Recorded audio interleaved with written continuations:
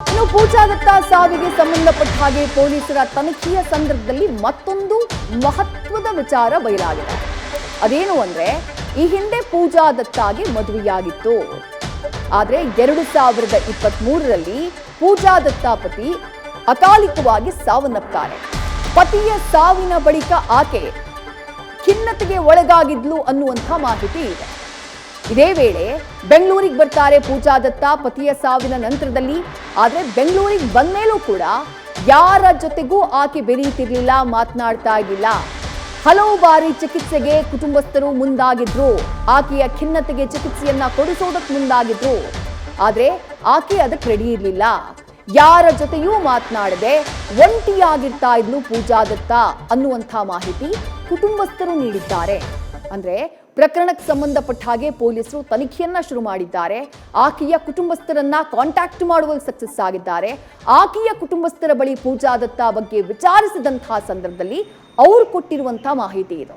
ಈಕೆಗೆ 2000 ಈ ಹಿಂದೆಯೇ ಮದುವೆಯಾಗಿತ್ತು. ಆದರೆ 2023ರಲ್ಲಿ ಪತಿ ಅಕಾಲಿಕ ಸಾವನ್ನ ಅಪ್ತಾರೆ. ಪತಿಯ ಸಾವಿನ ನಂತರದಲ್ಲಿ ಪೂಜಾ ದತ್ತಾ ಖಿನ್ನತೆಗೆ ಒಳಗಾಗಿದ್ಲು ಅನ್ನೋದು ಕುಟುಂಬಸ್ಥರು ನೀಡ್ತಾ ಇರುವಂತಹ ಆರೋಪ, ನೀಡ್ತಾ ಇರುವಂತಹ ಮಾಹಿತಿ. ಅದಾದ ನಂತರ ಆಕೆ ಬೆಂಗಳೂರಿಗೆ ಬರೋದು, ಬೆಂಗಳೂರಿಗೆ ಬಂದಂತಹ ನಂತರದಲ್ಲೂ ಕೂಡ ಆಕೆ ಯಾರ ಜೊತೆಗೂ ಕಾಂಟ್ಯಾಕ್ಟ್ ನಲ್ಲಿರಲಿಲ್ಲ.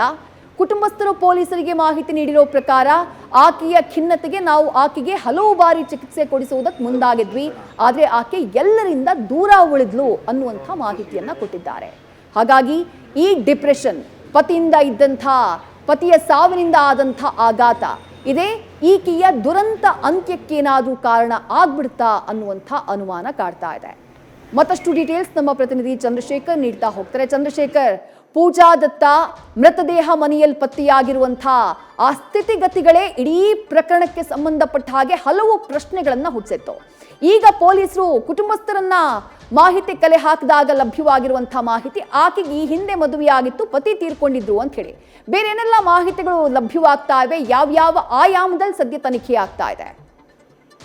ಖಂಡಿತವಾಗಿಯೂ ವಿದ್ಯಾ, ಏನು ಈ ಒಂದು ಪ್ರಕರಣಕ್ಕೆ ಸಂಬಂಧಪಟ್ಟಂತೆ ಈಗಾಗಲೇ ಪೊಲೀಸರು ನಿಧಾನವಾಗಿ ಪೂಜಾ ಹಿನ್ನೆಲೆಯನ್ನ ಈಗಾಗಲೇ ಕಲೆ ಹಾಕ್ತಾ ಇರುವಂತಹದ್ದು. ಅದರಲ್ಲೂ ಮುಖ್ಯವಾಗಿ ಕಳೆದ 2023ರಲ್ಲಿ ಈಕೆಯ ಪತಿ ಅಕಾಲಿಕವಾಗಿ ಮರಣ ಹೊಂದಿದ್ರು. ಈ ಹಿಂದೆ ಆಕೆಗೆ ಮದುವೆ ಕೂಡ ಆಗಿತ್ತು. ಅದಾದ ನಂತರ ಅಂದ್ರೆ ಬೆಂಗಳೂರಿಗೆ ಶಿಫ್ಟ್ ಆಗಿದ್ರು ಅಂತ ಹೇಳಲಾಗ್ತಾ ಇದೆ. ಬೆಂಗಳೂರಿಗೆ ಬಂದ ನಂತರದಲ್ಲಿ ಸುಮಾರು 1 ವರ್ಷದ ಕಾಲ, 1 ಅಥವಾ 2 ವರ್ಷದ ಕಾಲ ಒಂದು ಖಾಸಗಿ ಕಂಪನಿಯಲ್ಲಿ ಕೆಲಸ ಕೂಡ ಮಾಡಿರ್ತಾರೆ. ಅದಾದ ನಂತರ ಕೆಲಸವನ್ನ ಬಿಟ್ಟು ಖಿನ್ನತೆಗೆ ಒಳಗಾಗಿ ಸುಮಾರು 1 ವರ್ಷದಿಂದ ಯಾರ ಜೊತೆಯಲ್ಲಿ ಕೂಡ ಸಂಪರ್ಕ ಇಲ್ಲ ಅಂತ ಹೇಳಲಾಗ್ತಾ ಇದೆ. ಈ ಹಿನ್ನೆಲೆಯಲ್ಲಿ ಕಳೆದ 1 ವರ್ಷದ ಒಂದು CDR ಅನ್ನ ಕೂಡ ಪಡ್ಕೊಳ್ಳಿಕ್ಕೆ ಪೊಲೀಸರು ಮುಂದಾಗಿರುವಂತಹದ್ದು. ಈ 1 ವರ್ಷದಲ್ಲಿ ಯಾರೆಲ್ಲ ಆಕೆಯ ಜೊತೆಯಲ್ಲಿ ಸಂಪರ್ಕದಲ್ಲಿದ್ರು, ಜೊತೆಗೆ ಈಕೆಗೆ ಜೀವನ ನಡೆಸಲಿಕ್ಕೆ ಅಂದ್ರೆ ಕೆಲಸ ಬಿಟ್ಟ ನಂತರದಲ್ಲಿ ಜೀವನ ನಡೆಸಲಿಕ್ಕೆ ಯಾರಾದ್ರೂ ಸಹಾಯ ಮಾಡ್ತಾ ಇದ್ರ, ಆಕೆ ಅಕೌಂಟ್ಗೆ ಹಣ ಏನಾದ್ರು ಬರ್ತಾ ಇತ್ತ, ಮತ್ತೆ ಜೀವನ ಹೇಗೆ ಸಾಗಿಸ್ತಾ ಇದ್ಲು, ಬಾಡಿಗೆ ಎಲ್ಲ ಹೇಗೆ ಕಟ್ತಾ ಇದ್ಲು ಅನ್ನುವಂತಹ ವಿಚಾರಕ್ಕೆ ಸಂಬಂಧಪಟ್ಟಂತೆ ಫೈನಾನ್ಷಿಯಲ್ ವಿಚಾರವಾಗಿ ಈಗಾಗಲೇ ತನಿಖೆಯನ್ನ ಮಾಡ್ತಾ ಇರುವಂತಹದ್ದು. ಅದನ್ನ ಹೊರತುಪಡಿಸಿದ್ರೆ ಈಗಾಗಲೇ ಕಳೆದ 3 ತಿಂಗಳಿಂದ ಆಕೆ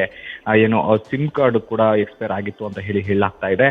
ಆ ವಿಚಾರಕ್ಕೆ ಸಂಬಂಧಪಟ್ಟಂತೆ ಕೂಡ ಈಗಾಗಲೇ ತನಿಖೆಯನ್ನ ಮಾಡ್ತಾ ಇರುವಂತಹದ್ದು. ಯಾಕೆಂತಂದ್ರೆ ಈ ಒಂದು 3 ತಿಂಗಳು ಮತ್ತೆ ಯಾರು ಆಕೆಯ ಸಂಪರ್ಕದಲ್ಲಿದ್ರು, ಯಾರಾದ್ರೂ ಬಂದು ಭೇಟಿ ಮಾಡ್ತಾ ಇದ್ರ ಡೈರೆಕ್ಟ್ ಆಗಿ, ಅಥವಾ ಯಾವ ರೀತಿಯಾದಂತಹ ಸಂಪರ್ಕ ಇತ್ತು, ಈ ಆತ್ಮಹತ್ಯೆಗೆ ಮುಖ್ಯ ಕಾರಣ ಏನಾಗಿರ್ಬೋದು ಅನ್ನುವಂತ ಹಿನ್ನೆಲೆಯಲ್ಲಿ ಈಗಾಗಲೇ ಆಕೆ ಈ ಹಿಂದೆ ಕೆಲಸ ಮಾಡ್ತಾ ಇದ್ದಂತಹ ಕಂಪನಿಯಲ್ಲಿ ಯಾರಾದ್ರೂ ಈಕೆಗೆ ಪರಿಚಯಿಸ್ತಿದ್ರ ಅಥವಾ ಸ್ನೇಹಿತರಿದ್ದ ಅನ್ನುವಂತ ವಿಚಾರಕ್ಕೆ ಸಂಬಂಧಪಟ್ಟಂತೆ ಕೂಡ ತನಿಖೆಯನ್ನ ಮುಂದುವರೆಸಿರುವಂತಹದ್ದು. ವಿದ್ಯಾ, ಥ್ಯಾಂಕ್ ಯು ಚಂದ್ರಶೇಖರ್ ತಮ್ಮೆಲ್ಲ ಡೀಟೇಲ್ಸ್ಗೆ.